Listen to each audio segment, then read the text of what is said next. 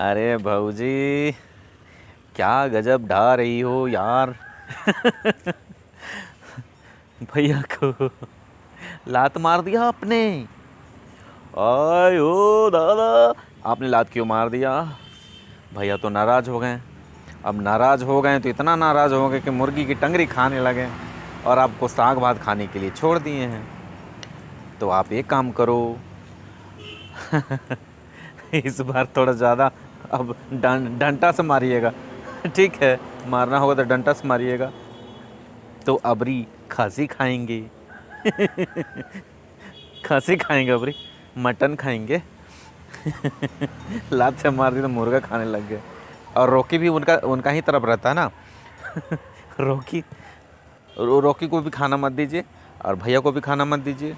और आपको बात करने का मन नहीं, मतलब क्या बोलते हैं, भैया से बात नहीं करते तो आपको अच्छा नहीं लगता है ना।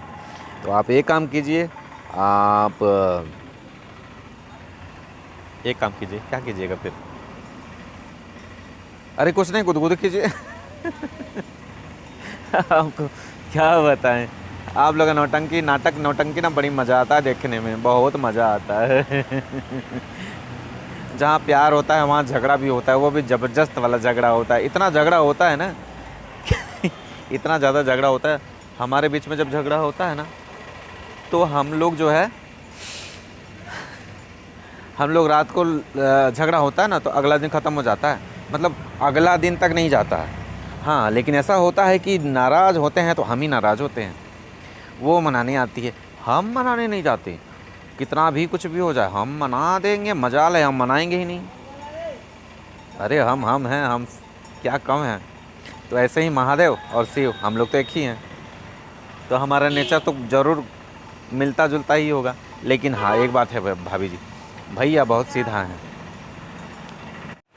लेकिन भाभी जी, मैं एक बात बोलूँ आपको, पति जैसा भी होता है, पति परमेश्वर होता है।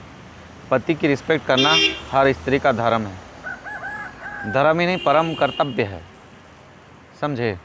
इसलिए पति का अगर टच हो जाता है, पैर वगैरह, मतलब पैर टच हो जाता है गलती से भी, तो मेरी वाइफ पैर छूती है और सॉरी बोलती है।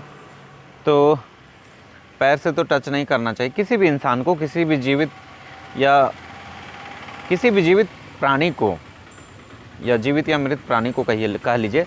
पैर से किसी को टच नहीं किया जाता है, पैर से किसी को भी टच नहीं करना चाहिए। कोई भी जीव जंतु को अगर गलती से पैर से टच हो जाता है तो उसको मतलब उसका पैर छू करके ये करते हैं या माफ़ी मांग लेते हैं। तो ऐसा नहीं करना चाहिए। तो ये तो गलत है ही, और गलत हुआ है तो आपको इस चीज़ को एक्सेप्ट करना चाहिए। और आप बोल रही ईंटवा से मारना चाहिए। तो ईंटा से मारिए भाभी आप। भैया का अगर सर फोड़ दिए, नुकसान किसका होगा? सोच लीजिए, नुकसान किसका होगा? नुकसान तो आपका ही होगा, इलाज तो आप ही करोगे। फिर आपको जब एक ही जगह रहना है तो क्या सर फोड़ना और क्या लात मारना, ये सब छोड़ दीजिए, जाने दीजिए।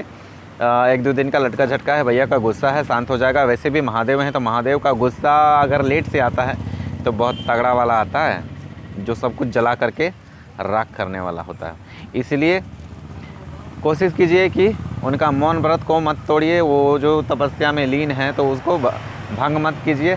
और ये कीजिए कि कोशिश कीजिए कि वो जो चीज़ कर रहे हैं उसमें उनका साथ दें, ना कि उनको जो तपस्या है उसको भंग करें और मतलब उनको गुस्सा ना दिलाएं। जहाँ तक कोशिश हो सके आप कोशिश कीजिए कि आप उनको गुस्सा ना दिलाएं।